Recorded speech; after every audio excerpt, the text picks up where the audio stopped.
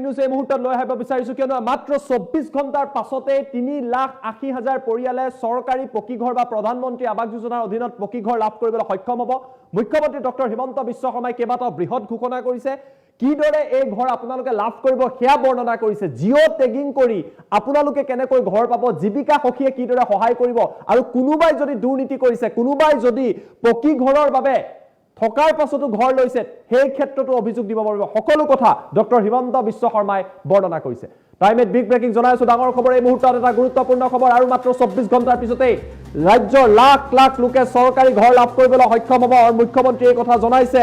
19 তাৰিখে 3,80,000 লোকক প্ৰধানমন্ত্ৰী আৱাস যোজনাৰ অধীনত ৰাজ্যত পকী ঘৰ প্ৰদান কৰা হ'ব। আপুনি যদি চৰকাৰী ঘৰ পোৱা নাই, এই খবৰ আপোনাৰ বাবে। কিদৰে লাভ কৰিব সকলো কথা মুখ্যমন্ত্ৰীয়ে বৰ্ণনা কৰিছে।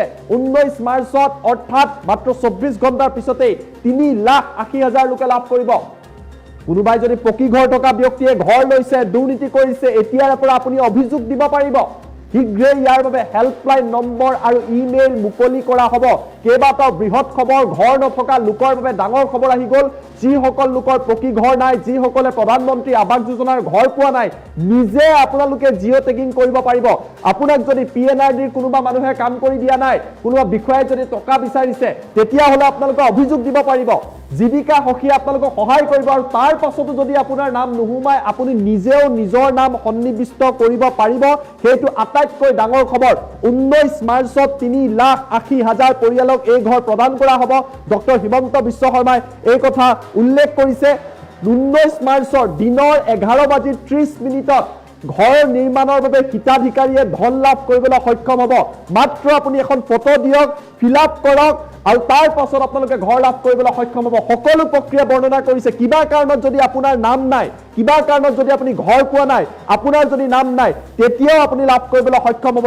এই সকলো কথা মুখ্যমন্ত্ৰীয়ে প্ৰকাশ কৰিছে। পলম নকৰি মুখ্যমন্ত্ৰী ডক্টৰ হিমন্ত বিশ্ব শৰ্মাৰ মন্তব্য আমি আপোনালোকক দেখুৱাই লোৱাৰ চেষ্টা কৰিছো। মন্তব্য শুনক। অহা 19 তাৰিখে দিনৰ 11:30 বজাত আমি অসমৰ প্ৰতিটো সমষ্টিতে একোখনকৈ মিটিঙৰ জৰিয়তে 3,80,000 লোকলৈ প্ৰধানমন্ত্ৰী আৱাস যোজনাৰ ঘৰ আগবঢ়াম। বহুতে মোক কেতিয়াবা প্ৰশ্ন কৰে যে পকা ঘৰ থকা লোকেও প্ৰধানমন্ত্ৰী আৱাস যোজনাৰ ঘৰ পাইছে।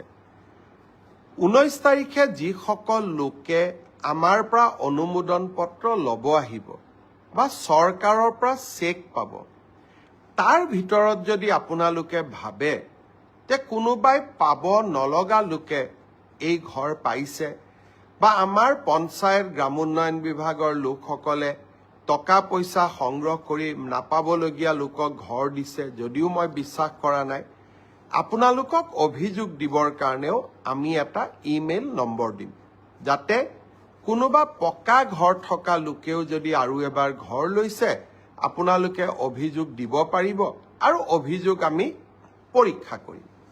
কিন্তু এতিয়া মই এটা নতুন কথা আপোনালোকক ক'ব খুজিছো। এইবাৰ আৱাস যোজনাৰ আমি আকৌ নতুন জিঅ' টেগিঙৰ কাম আৰম্ভ কৰিছো। জিঅ' টেগিং মানে আপোনাৰ ঘৰখনৰ ফটো লৈ আমি তাক আপলোড কৰিম, আৰু যদি ঘৰ পোৱাৰ যোগ্য, অহাবাৰ ঘৰ পোৱাৰ তালিকাত আপোনালোকৰ নাম আমি সন্নিৱিষ্ট কৰিম। পঞ্চায়ত আৰু গ্ৰামোন্নয়ন বিভাগৰ কৰ্মচাৰীসকলে এই ক্ষেত্ৰত দুৰ্নীতি বা ৰাইজৰ পৰা টকা পইচা বিচাৰে বুলি বহুতে অভিযোগ কৰে।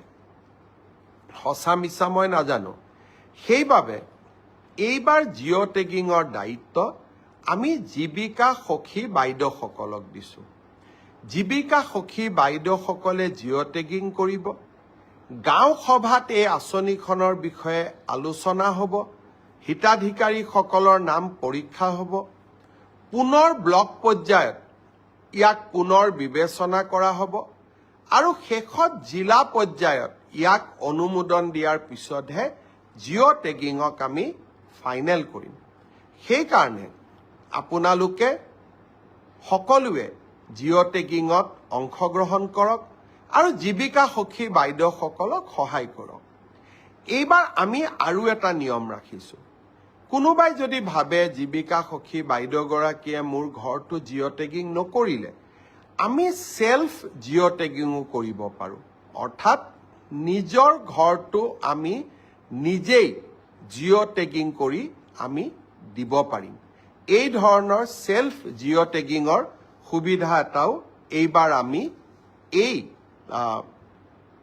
নতুন জিঅ' টেগিঙৰ সৈতে সন্নিৱিষ্ট কৰিছোঁ। জীৱিকা সখী বাইদেউসকলে জিঅ' টেগিং কৰিব। মই বিশ্বাস কৰোঁ যে বাইদেউসকলে এটকাও কাৰোৰ পৰা নোখোজে আৰু কোনোবাই খুজিলেও নিদি নিজৰ নামটো নিজেও জিঅ' টেগিং কৰিব পাৰিব। 19 তাৰিখে নতুন ঘৰ পাবৰ কাৰণে আমি যি সভাৰ আহ্বান কৰিছোঁ 126টা সমষ্টিত, সেই বিষয়ে মই আৰু অলপ মোৰ ভাষণত তাৰ বিষয়ে আপোনালোকক বুজাই দিম। অহা 19 তাৰিখে দিনৰ 11:30 বজাত আমি অসমৰ প্ৰতিটো সমষ্টিতে একোখনকৈ মিটিঙৰ জৰিয়তে 3,80,000 লোকলৈ প্ৰধানমন্ত্ৰী আৱাস যোজনাৰ ঘৰ আগবঢ়াম। বহুতে মোক কেতিয়াবা প্ৰশ্ন কৰে যে পকা ঘৰ থকা লোকেও প্ৰধানমন্ত্ৰী আৱাস যোজনাৰ ঘৰ পাইছে। 19 তাৰিখে যিসকল লোকে আমাৰ পৰা অনুমোদন পত্ৰ ল'ব আহিব বা চৰকাৰৰ পৰা চেক পাব, তাৰ ভিতৰত যদি আপোনালোকে ভাবে যে কোনোবাই পাব নলগা লোকে এই ঘৰ পাইছে বা আমাৰ পঞ্চায়ত গ্ৰামোন্নয়ন বিভাগৰ লোকসকলে টকা পইচা সংগ্ৰহ কৰি নাপাবলগীয়া লোকক ঘৰ দিছে, যদিও মই বিশ্বাস কৰা নাই, আপোনালোকক অভিযোগ দিবৰ কাৰণেও আমি এটা ইমেইল নম্বৰ দিম, যাতে কোনোবা পকা ঘৰ থকা লোকেও যদি আৰু এবাৰ ঘৰ লৈছে আপোনালোকে অভিযোগ দিব পাৰিব আৰু অভিযোগ আমি পৰীক্ষা কৰিম। কিন্তু এতিয়া মই এটা নতুন কথা আপোনালোকক ক'ব খুজিছোঁ। এইবাৰ আৱাস যোজনাৰ আমি আকৌ নতুন জিঅ' টেগিঙৰ কাম আৰম্ভ কৰিছোঁ। জিঅ' টেগিং মানে আপোনাৰ ঘৰখনৰ ফটো লৈ আমি তাক আপলোড কৰিম আৰু যদি ঘৰ পোৱাৰ যোগ্য, অহাবাৰ ঘৰ পোৱাৰ তালিকাত আপোনালোকৰ নাম আমি সন্নিৱিষ্ট কৰিম। পঞ্চায়ত আৰু গ্ৰামোন্নয়ন বিভাগৰ কৰ্মচাৰীসকলে এই ক্ষেত্ৰত দুৰ্নীতি বা ৰাইজৰ পৰা টকা পইচা বিচাৰে বুলি বহুতে অভিযোগ কৰে। সঁচা মিছা মই নাজানো। সেইবাবে এইবাৰ জিঅ' টেগিঙৰ দায়িত্ব আমি জীৱিকা সখী বাইদেউসকলক দিছোঁ। জীৱিকা সখী বাইদেউসকলে জিঅ' টেগিং কৰিব। গাঁও সভাত এই আঁচনিখনৰ বিষয়ে আলোচনা হ'ব। হিতাধিকাৰীসকলৰ নাম পৰীক্ষা হ'ব। পুনৰ ব্লক পৰ্যায়ত ইয়াক পুনৰ বিবেচনা কৰা হ'ব আৰু শেষত জিলা পৰ্যায়ত ইয়াক অনুমোদন দিয়াৰ পিছতহে জিঅ' টেগিঙক আমি ফাইনেল কৰিম।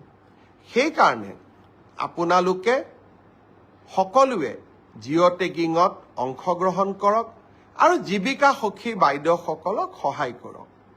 এইবাৰ আমি আৰু এটা নিয়ম ৰাখিছোঁ।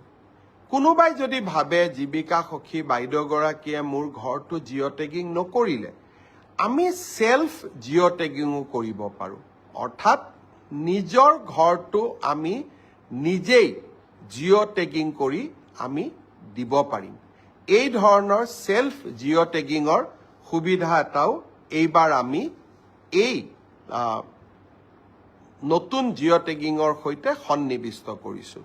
জীৱিকা সখী বাইদেউসকলে জিঅ' টেগিং কৰিব। মই বিশ্বাস কৰোঁ যে বাইদেউসকলে এটকাও কাৰোৰ পৰা নোখোজে আৰু কোনোবাই খুজিলেও নিদি নিজৰ নামটো নিজেও জিঅ' টেগিং কৰিব পাৰিব।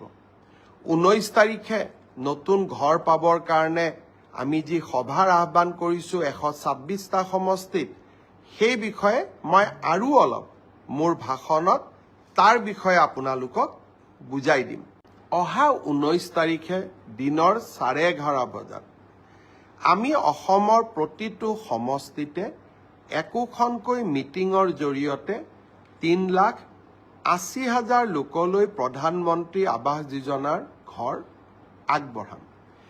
বহুতে মোক কেতিয়াবা প্ৰশ্ন কৰে যে পকা ঘৰ থকা লোকেও প্ৰধানমন্ত্ৰী আৱাস যোজনাৰ ঘৰ পাইছে।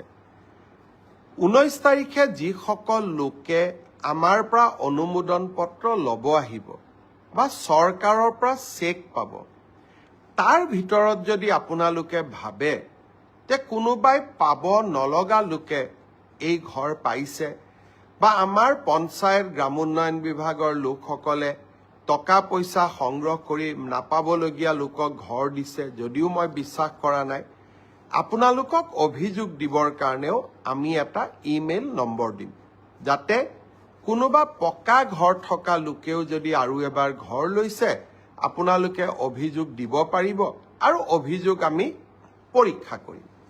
কিন্তু এতিয়া মই এটা নতুন কথা আপোনালোকক ক'ব খুজিছো। এইবাৰ আৱাস যোজনাৰ আমি আকৌ নতুন জিঅ' টেগিঙৰ কাম আৰম্ভ কৰিছো। জিঅ' টেগিং মানে আপোনাৰ ঘৰখনৰ ফটো লৈ আমি তাক আপলোড কৰিম আৰু যদি ঘৰ পোৱাৰ যোগ্য অহাবাৰ ঘৰ পোৱাৰ তালিকাত আপোনালোকৰ নাম আমি সন্নিৱিষ্ট কৰিম। পঞ্চায়ত আৰু গ্ৰামোন্নয়ন বিভাগৰ কৰ্মচাৰীসকলে এই ক্ষেত্ৰত দুৰ্নীতি বা ৰাইজৰ পৰা টকা পইচা বিচাৰে বুলি বহুতে অভিযোগ কৰে। সঁচা মিছা মই নাজানো। সেইবাবে এইবাৰ জিঅ' টেগিঙৰ দায়িত্ব আমি জীৱিকা সখী বাইদেউসকলক দিছো।